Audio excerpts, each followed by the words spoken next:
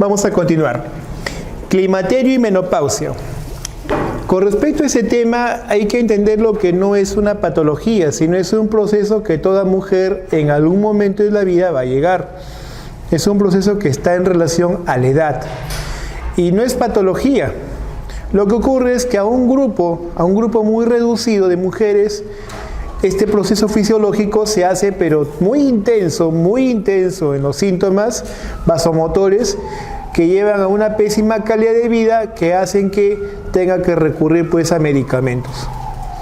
En el pasado, hace 20 años atrás, 30 años atrás, en los 80, 70, se tenía la creencia de que toda mujer, por el solo hecho de tener más de 40 años, debía recibir terapia de reemplazo hormonal. Y así se abogaba por entonces. Es más, de seguro que a muchos de ustedes, algún familiar le ha dicho, pues no, como colegas, ¿qué puedo tomar ya que tengo mis 45 años, 50 años? ¿Qué hormona debo tomar ya para cuidarme, para protegerme? De seguro que nos han hecho preguntas familiares, pacientes, ¿no? Y la verdad que eso no es correcto, porque ha cambiado. Hoy se sabe que la terapia de reemplazo hormonal dada indiscriminadamente me gana más serios problemas como los que vamos a ver, ¿sí? Entonces, este proceso, esta etapa en la vida, sí, que toda mujer va a llegar, no va a llevar a cambios que se van a manifestar por lo siguiente: el déficit y ausencia de producción de estrógenos en la mujer. El déficit en un inicio y finalmente la ausencia de producción por parte de los ovarios de los estrógenos principales. Estradiol está en la cabeza. Ya no se producen estrógenos a nivel de los ovarios en los folículos, hay una resistencia ovárica bárbara y esto va a hacer que la mujer deje de reglar, pierda la capacidad de concebir y ocurran una serie de cambios asociados, porque los estrógenos no solo están relacionados con el desarrollo endometrio, sino que muchas de las características sexuales, el fenotipo, el por qué una dama tiene pues la apariencia fisiológica, la funcionalidad de edad fértil, se pierde en esta etapa. Hay conceptos que están bien relacionados, señores: el climaterio, menopausia y la posmenopausia. Vamos a entender cada uno de estos temas, estos rubros. Menopausia se entiende que es el cese total de la menstruación por más de un año en una mujer entre los 45 a 55 años de edad. La mujer deja de reglar de manera absoluta por más de un año. Entiéndase, menopausia. Y eso ocurre entre los 45 a 55 años de edad. Van a encontrar una que otra diferencia según la publicación. Uno dice entre 40 a 50, 42 a 58. En promedio, aprox, es en la cuarta, quinta década de la vida. Como perimenopausia se entiende al lapso de tiempo previo a que se vaya la regla, que va más o menos de 1 a 2 años antes, y a la cual sigue la menopausia. Aquí ya en esta perimenopausia hay clínica climatérica y anovulación. La clínica de climaterio lo vamos a mencionar un rato. La menopausia precoz, definitivamente patológica, menopausia precoz es definitivamente patológico, es cuando ocurre antes de los 40 años. Tiene que ver con enfermedades ováricas, ¿sí? Con resistencia ovárica, no es normal. Menopausia precoz, antes de los 40 años. A veces algunas mujeres con el problema de menopausia precoz se les fue la regla a los 32, 35 años de edad. Claro, ya tienen como 3, 4, 5 hijos y de repente, bueno, se me fue la regla. Total, ya tengo mis 3 hijos y minimizan su problema, ¿no? Porque ya como tienen hijos, ¿ya para qué? Pues les es útil la regla. ¿Para qué? Pero lo que no saben es que al irse la regla muy precozmente, a sus 32, 33 años de edad, se exponen a los cambios más paulatinos que se den de manera más precozmente y puede haber problemas como, por ejemplo, osteoporosis precoz. Una osteoporosis muy prematura, con el consiguiente daño pues en su funcionalidad en los 50, 60, 60 años de su vida. La menopausia tardía, después de los 55 años de edad, aumenta el riesgo de adenocarcinoma de endometrio. Que una mujer regle más de los 50, 55 años, habla de que hay una actividad estrogénica importante y adversa. No es normal la estrogenización después de los 55 años de edad. Y eso puede significar adenocarcinoma NM de endometrio. Por si acaso, para que chapes tips, Las primeras, las neoplasias ginecológicas más frecuentes en nuestro país son, en incidencia prevalencia, cáncer de cuello uterino, le sigue cáncer de mama, cáncer de ovario, cáncer de endometrio, cáncer de vulva. En ese orden está. Cáncer de cuello uterino, cáncer de mama, cáncer de ovario, cáncer de endometrio y cáncer de vulva. Y si hablamos en el ranking de mayor muerte por cáncer ginecológico, sigue siendo en nuestro país cáncer de cuello uterino la primerita.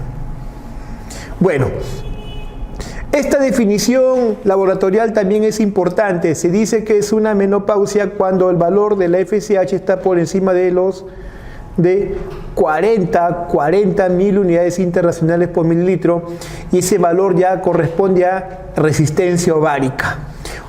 Se está produciendo por encima de 15, 20, 40 unidades y 1000 unidades, y eso habla ya de resistencia ovárica, o cuando la producción de estradiol, de estrógeno, el estrógeno más importante de la mujer, está por debajo de 20 picogramos.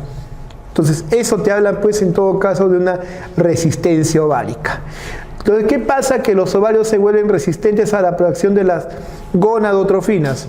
Lo que ocurre a nivel central es que se producen las gonadotrofinas FSH y LH, y los ovarios son resistentes. Entonces, ¿qué genera como feedback? Aumentar más producción de FSH y LH. Por eso vemos la FSH y LH más incrementada. Ambas están disparadas.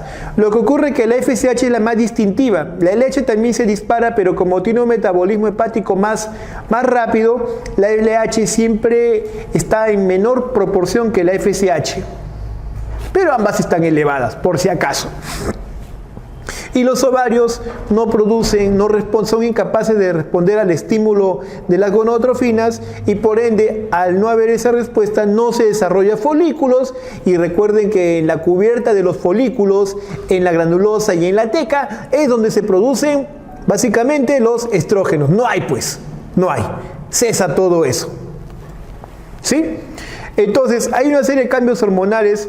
Entonces, el déficit progresivo de los estrógenos, no hay cuerpo lúteo, hay ovulación, no hay progesterona. Los andrógenos se pueden estar incrementando, se pueden estar acumulando, ¿sí? Y hay un término bastante interesante que es el de transición menopáusica, donde la resistencia de los folículos ováricos a la estimulación por FSH, y acá hay concentraciones cada vez más bajas de estradiol. Es importante la acción hormonal para que pueda haber fecundación, ¿sí? Se dice que por debajo de los 30 años tiene que haber una producción, ¿no?, de un valor de FSH por debajo de 225, pero cuando está por encima de los 40 años no se alcanzan altas concentraciones. Progesterona está implicada en la fisiología de la mujer en edad fértil. Aquí en la menopausia se interrumpe su producción, entiéndase que no hay folículos en desarrollo, no hay cuerpo lúteo, no hay ovulación, es un estado anovulatorio. En todo caso podríamos decir que es una condición anovulatoria fisiológica, ¿no?, esperada. Los estrógenos que debían estar altos, ¿sí? Estrógenos, una cosa importante. Los estrógenos fisiológicos que se producen en la mujer, los más importantes, se dan en el ovario. Básicamente es el estradiol, 17-beta-estradiol. Se produce en la granulosa. Bien, hay otras fuentes de estrógenos. Tenemos en las glándulas suprarrenales, estriol. Tenemos en la grasa periférica, la estrona. Tal vez la hormona estrogénica que más se produce en las mujeres posmenopáusicas y gorditas, sobre todo obesas, es la estrona, la hormona por naturaleza de la menopausia, el estrógeno de la menopausia. Ocurre que estos estrógenos en las mujeres obesas, gorditas o que están produciendo estrógenos sin oposición, el estrógeno comienza a sopesar bastante su función, este estrógeno no funcionante como el estradiol, y al no haber progesterona importante ocurre en la mujer que hay una actividad estrogénica sin oposición de progesterona, Y esto puede llevar a hiperplasia endometrial, que viene a ser el primer paso a mediano plazo de que produzca un cáncer de endometrio, y el cáncer de endometrio está ligado con el cáncer de mama. Ocurre que las mujeres obesas, gorditas, ¿sí?, que están en la peri- y posmenopausia, pues ese estrógeno producido libremente fuera de los ovarios, que no tiene la progesterona que le contrapese, pues estas mujeres, incluso sus síntomas de climaterio son débiles o no se percata, y está ejerciendo ese estrógeno de manera adversa un resultado inesperado en el endometrio. Eso le puede llevar, si aún está arreglando, a hiperplasia, y si ya dejó de arreglar, cáncer de endometrio.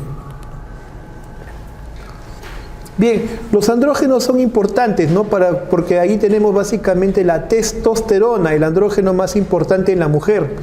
Le sigue la androstenediona, que también se produce en la teca. Una cosa importante, para que se produzcan los estrógenos, el primer paso es que ingrese el colesterol, los ácidos grasos de la dieta, a la teca. La teca es la capa externa del folículo. Básicamente es una capa del propio estroma ovárico. Esta teca es susceptible al estímulo de la LH. En esta teca ingresa este colesterol y es metabolizado gracias a la LH y a receptores de LH a que se convierta en andrógenos. El principal andrógeno de la mujer es la testosterona. Están los otros alternos. Esta testosterona ingresa a la célula, ingresa a la siguiente capa, que es la granulosa. Vamos a graficarlo acá. Aquí está el folículo, el ovocito, tenemos la capa de la granulosa, y externamente tenemos la teca. ¿Sí? Son dos capas que le rodean al ovocito en el ovario, la granulosa y la teca.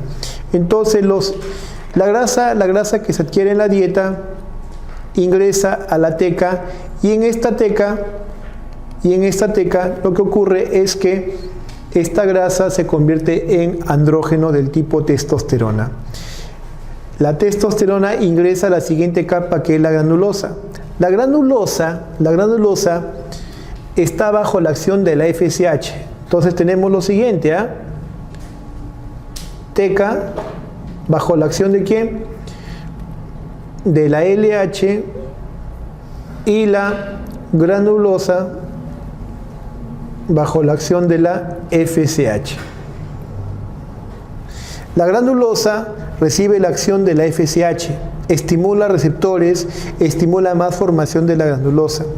La testosterona producida en la teca ingresa a la granulosa, y gracias a un proceso mediado por una enzima conocida como aromatasa, esa testosterona es metabolizada, convertida en estradiol, 17-beta-estradiol, el estrógeno.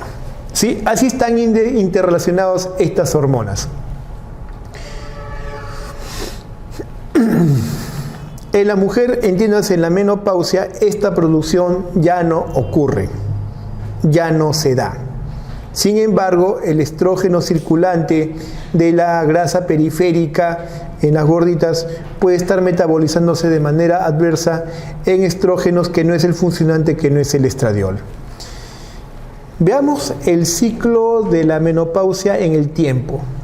Yo les decía que menopausia, aquí lo hemos marcado como punto cero, menopausia viene a ser la última regla, y un año después pues ya no hay más menstruación.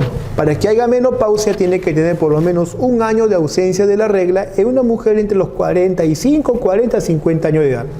Sin embargo, de 1 a 2 años antes de que se vaya la regla, se está dando la perimenopausia. 1 a 2 años antes, y puede persistir un año después. Esto ha sido tema de preguntas, jóvenes. Decían así: ¿cuáles son los síntomas vasomotores, cuáles son los síntomas más frecuentes en una mujer que está en esa etapa?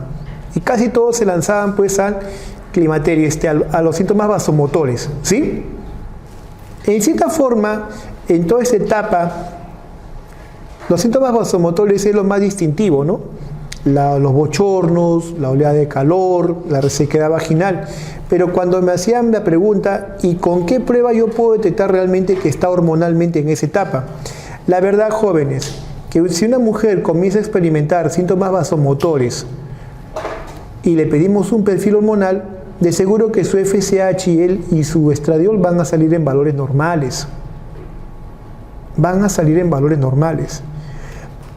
¿Cuándo se altera? Esa alteración no depende de los síntomas vasomotores, sino va a ocurrir cuando ya la regla comience a hacerse irregular. A esa etapa en particular en la cual la regla se hace más frecuente y de menos días de duración, a esa etapa se le conoce como transición menopáusica. Y la pregunta que habían puesto así en un banco era, ¿cuál es el primer síntoma más frecuente en la transición menopáusica? Y te ponían ahí síntomas vasomotores. No, la respuesta estaba en relación a trastornos de la regla. Miren, a cómo te cambian el panorama según los términos. Ojalá que no se maleen así esta vez. Bien, entonces, en esta flecha del tiempo vemos la menopausia que puede aparecer, toda esa etapa de la ausencia de la regla hasta que se vaya la regla puede estar desde 2 años antes ya comenzando a haber síntomas vasomotores. Pero también se ha visto que esto puede persistir los siguientes 2, 3, 4 años posterior a que se ha ido la regla. Entonces, lo que precede a la menopausia se conoce como premenopausia y se marca del momento que comienzan a ver los síntomas vasomotores. Hágase cuenta, un familiar suyo, su mamá, su hermana mayor, que comienza a tener los bochornos, sofocos, oleada de calor. Sí, lo comienza a experimentar, pero su perfil hormonal, si le toma, sale normal. Está en la premenopausia. No necesariamente tiene que salir alterado en el bioquímico que le pides en sangre, pero ya está viendo alteraciones en su organismo. Cuando ya la regla se está alterando, recién en ese momento lo puedes pesquisar con el examen de laboratorio. En todo caso, este trastorno, donde va a comenzar a ver ya pues la menopausia, es más que todo una definición clínica. ¿Sí? ¿Me entiende? La definición parte de la observación clínica de síntomas. No tienes que basarse necesariamente bajo el resultado laboratorial, pues eso lo vas a ver ya cuando está bien instaurado el tiempo, ¿no?, de los cambios que se están dando. Y una cosa importante, menopausia es la última regla. Lo que le precede es la premenopausia. Lo que le sigue a posterior a que la regla se ha ido con síntomas vasomotores, inclusive la posmenopausia. Y la posmenopausia puede durar 2, 3, 4, 5 años. Como comprenderán, tanto entre la pre y la posmenopausia tenemos prácticamente 3, 4, 5 años de la vida de la mujer. A toda esta larga etapa, que puede durar media década a una década, entre los cambios pre y posteriores, a toda esa etapa se le conoce como climaterio. Es mejor, es más correcto, es más mejor hablar de climaterio que decir de pre o menopausia. ¿Sí? Es más correcto decir que está en climaterio. Hablar de menopausia es referirse única y estrictamente a la última regla. Climaterio es el término más correcto. Climaterio. Entre los síntomas que vamos a ver en esta etapa climatérica, ahora hablando las cosas por su nombre, tenemos uno de los más relevantes, los síntomas vasomotores. Por síntomas vasomotores se entiende básicamente a todos relacionados por el déficit de estrógenos. El más llamativo, el más usual es el bochorno, flashing o sofoco. Es decir, la sensación de calor súbita de la paciente. Está haciendo sus actividades y de pronto nota una oleada de calor.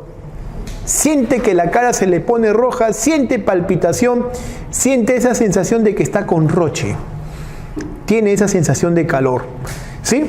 Y no solo atañe a eso, sino que este bochorno puede ser tan frecuente y tan seguido que incluso en la noche no puede conciliar el sueño. Tiene que levantarse en la madrugada, a mojarse, hasta bañarse, siendo invierno, porque es así el bochorno. La oleada de calor le hace que esté perturbada. No puede dormir sueño, no puede conciliar sueño, le lleva insomnio, diaforesis.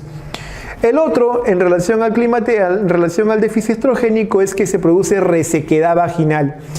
El déficit estrogénico hace que la vagina pierda su elasticidad, pierda sus pliegues, se acorte en longitud, se acorte en su diámetro, la mucosa se adelgace e inclusive le sea molesto tener las relaciones sexuales. Habría dispareunia y además habría resequedad vaginal. y en algunos casos podría haber hasta escape de orina. Al no haber estrógenos en toda la vecindad periuretral o vesical, puede perderse un poco el tono y escapar la orina. ¿Sí? Entonces puede haber síntomas vasomotores. El otro son los cambios menstruales. Por cambios menstruales se entiende que la regla se hace al comienzo más más frecuente y comienza a durar menos días. Luego hay un punto en que la regla puede hacerse cada 2, cada 3 meses, cada 4 meses, 2, 3 meses, comienza a variar en su aparición hasta que finalmente se va. Entonces, en los síntomas principales, los sofocos o bochornos, las diaforesis que pueden ser nocturnas, otros síntomas vasomotores como la resequedad vaginal, la alteración psicológica de la paciente, insomnio, no concilia sueño, irritabilidad, disminución de la libido. Mucho se le acusa al climaterio de que las damas cambien de carácter, que se vuelvan pues muy, si no es irascible, muy melancólicas o temperamentales, ¿no? Como esta comparación que nos pone pues Galdós, ¿no? Con la menopáusica, que hace ver a las mujeres como alguien que está renegando en crisis. Y la verdad es que la relación del cambio conductual con la menopausia, con el climaterio, no es tan contundente. Lo que sí está demostrado como causa-efecto es los trastornos vasomotores y la osteoporosis, demostrado contundentemente. Con respecto al estado de ánimo, al cambio de conducta o temperamento, se cree que la mujer, por el solo hecho de llegar o afrontar estas nuevas etapas en la vida, mucho de su temperamento cambia. Entonces no se ha encontrado una relación directa a la menopausia, sino más bien tendría que ver al pensamiento, al temperamento de la mujer por esta nueva etapa en la vida. Se los planteo así, jóvenes, ¿no? Una dama que está entre los 20 a 30 años tiene una serie de metas en la vida, ¿no? De 30 a 40 otra, de 40 a 50 otra. Y créanme que el temperamento es diferente en comparación al varón. Clínica. Los tejidos blancos ricos en receptores estrogénicos, sistema urogenital, mama, hueso, sistema cardiovascular, sistema nervioso central, tracto genitourinario, tracto gastrointestinal se van a ver debilitados. Tanto en la esfera genital, ahí vamos a ver pues no la resequedad, el escape de orina en los aspectos urológicos. En la esfera ósea, el déficit estrogénico está fuertemente relacionado con la actividad del osteoclasto y el déficit del ingreso de ingesta de calcio y fosfatos. Es decir, la osteoporosis, lo que les comentaba hace un rato. Hay una relación directa, causa-efecto, entre osteoporosis y climaterio. Lo que valió esto en el pasado fue, si una dama va a hacer osteoporosis por climaterio, entonces hay que darle su estrógeno, hay que darle su terapia de reemplazo hormonal. Esa fue una de las ideas principales para que a toda mujer entre 40 y 50 años de edad se le inicie estrogenoterapia, protegerla de la osteoporosis, por la relación causa-efecto demostrada. Y así se estuvo dando en los 60, 70, 80, hasta que se condujo estudios multicéntricos con grandes poblaciones comparado con placebo, el estudio Y, el estudio HERS, a mediados de los 80, final de los 80, y se encontró que la terapia estrogénica de reemplazo hormonal aumentaba la incidencia de cáncer de endometrio, cáncer de mama, tromboembolia, infarto miocardio, derrame cerebrovascular. La alerta se dio en el mundo entero y hoy por hoy la terapia hormonal no se da por dar. Si se da, tiene que ser una mujer que tenga síntomas climatéricos muy intensos, síntomas que soslayen su vida, y otra cosa más, se da por un tiempo breve y a una dosis en lo posible menor. Por estos riesgos que les estoy comentando, ¿no? Riesgo de cáncer de mama, cáncer de endometrio, derrame cerebrovascular, infarto de miocardio, tromboembolia. Es que la terapia que se daba en los 80 era estrógeno sin oposición. Hoy si se da, tiene que ser a un menor tiempo, a una menor dosis posible. Sintomatología urinaria, está visto que el déficit estrogénico debilita las zonas vecinas a la uretra, y esto hace que aumente las molestias urinarias. Si no es el escape de orina, la urgencia para orinar o infecciones recurrentes. Esto se soluciona muy bien con estrógenos tópicos. la incontinencia urinaria, la disuria y la nicturia. Responde muy bien a estrógenos tópicos. El estrógeno tópico que más se emplea es el estriol, al 1%. En los casos moderados se indica pues todas las noches por 2 semanas y luego queda condicional a aplicarlo pues 1 a 2 veces a la semana en adelante. El estrógeno viene en 2 presentaciones, viene en óvulos y viene en crema vaginal. Al haber déficit estrogénico en la vagina, lleva pues a que haya irritación, resequedad y dispareunia. Aunque esto es relativo, jóvenes, porque hay algunas damas posmenopáusicas que si bien están en los 50, 60 años, doctor, el doctor le examina y le encuentra que la vagina está atrófica. Y si uno le pregunta a la dama, ¿y cómo están sus relaciones sexuales? ¿Tiene relaciones sexuales? Sí, doctor, tengo relaciones sexuales. Sí, ¿le duele, le mortifica? No, por el contrario, mi esposo más bien está asustado. ¿Y qué pasa? Es que tenemos la creencia de que ya pues porque está con los 60, 70 años no debe tener relación sexual, que no está bien. No, se puede llevar una adecuada vida sexual en la senectud. Eso no es malo. Y muchas veces lo llevan bien. Prurito, ardor, dispareunia, resequedad, disminuye el placer coital. Todo eso puede mejorar con estrógenos tópicos y con terapia conductual. Se le dice a la pareja, ¿no?, de que va a demorar más en que logre pues tener orgasmo, va a demorar más de repente que logre tener erección, y esto es básicamente terapia conductual. Con eso mejoran bastante las parejas. Hay ya casos muy severos en los cuales ya no solo el problema de la libido, sino hay frigidez. Síntomas cardiovasculares: puede haber palpitación, dolor precordial, disnea, enfermedad coronaria o problemas musculares como dolor osteomuscular, lumbalgia, osteopenia, osteoporosis. Y bueno, ¿qué hacemos con la osteoporosis? Si es una mujer que está en climaterio, ¿debería recibir terapia estrogénica? No, felizmente. Hoy, 20 años después, hay formas diferentes de tratar eso. No necesariamente con el estrógeno. Podemos recurrir a estas sales bifosfonadas, ¿no?, como es el alendronato, ibandronato, ácido solendrónico. Son productos que son realmente ventajosos, actúan sobre el osteoclasto, actúan sobre las células evitando de que se pierdan. Son buenas opciones estas sales antirreabsortivas del hueso. Aspectos neuropsiquiátricos: claro, la cefalea, depresión, el insomnio, alteración del estado de conciencia, de la memoria, vértigo, ansiedad, son irritables y disminuye la libido. Y modificaciones en la piel, se adelgaza la piel, hay resequedad, arrugas, todo esto más que todo en relación pues también al proceso senil, ¿no?, al proceso de la edad. La terapia hormonal, ya hemos comentado, hemos dado un adelanto que puede ser perjudicial si se da por dar. Y otra cosa es que se da por un tiempo breve a la menor dosis. Pues se tiene que dar en pacientes que tengan pues trastornos de ansiedad, depresión, afectación de la libido, alteraciones del sueño, síntomas vasomotores, oleadas de calor, aterosclerosis. Hay que sopesar también los riesgos que puede haber con estos tratamientos porque pueden producir disfunción a nivel de triglicéridos, grasas. La terapia hormonal tiene sus pros y contras. La terapia estrogénica simple, lo que se daba en los 80, solo estrógenos sin oposición, estrógenos equinos conjugados, aumentaban el riesgo de hiperplasia endometrial y sangrados irregulares. Es una muy buena opción en mujeres sin útero, pero también podría producir síntomas como sangrado o reactivación de la menstruación. Hoy por hoy no se da ya estrógenos solos. Casi todos los medicamentos comerciales tienen el estrógeno más un progestágeno de oposición. Ya no hay cajas solas de estrógenos, ahora hay cajas de estrógeno más progestágenos específicos para estas mujeres.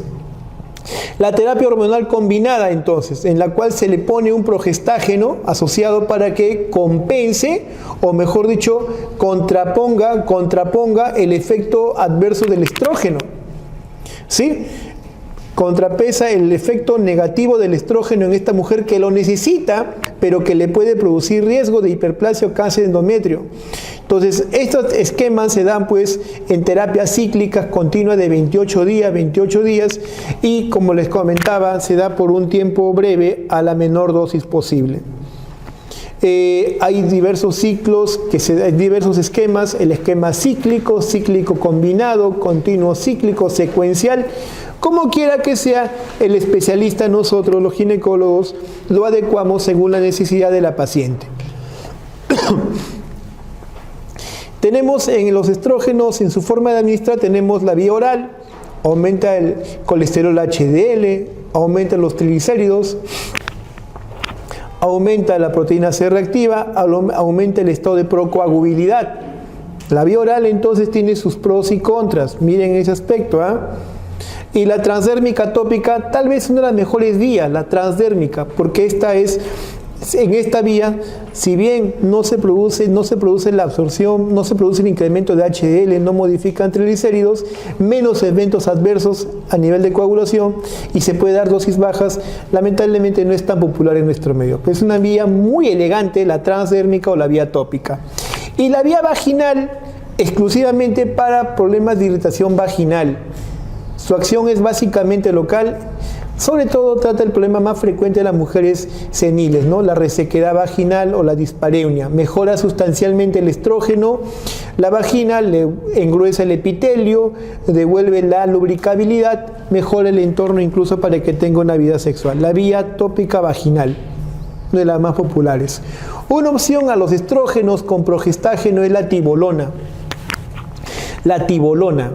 Lo que ocurre es que en nuestro medio, había dos escuelas o dos formas de dar estos medicamentos. Una era la forma americana de estrógenos más progestágenos. Y la forma europea, que es dar tibolona.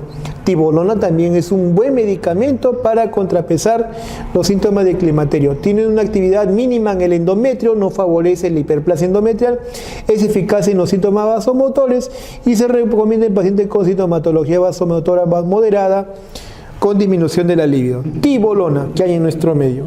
Tibolona. La otra opción que tenemos es, de estrógenos más progestágenos como oposición. Es importante dar los progestágenos de oposición porque el progestágeno protege al endometrio. En estos casos se puede dar el progestágeno solo y ahora hay medicamentos que lo incluyen en su formulación en la grajea, Estos progestágenos son de administración oral, tienen buena potencia por afinidad de receptores. Hay diversos progestágenos como desogestrel, nomejostrelcel, acetato de medroxiprogesterona, el más usual, noretisterona, clomadinona. Bueno, hay progestágenos para todo gusto. A los medicamentos progestágenos también se les conoce como progestinas. ¿Y por qué el nombre progestágeno? Porque se sabe que la progesterona es la hormona metabólica principal del embarazo. Y hay el nombre progesterona, progestación, y todos los derivados de la progesterona tienen ese nombre, progestágenos o progestina. La terapia hormonal tiene eventos adversos. Puede producir sangrado, puede producir activación de hemorragia, ¿sí? Pero también puede haber incremento de la sensibilidad mamaria, náuseas, distensión abdominal, retención de líquidos, cefalea, migraña, mareo, son síntomas reportados en esta entidad.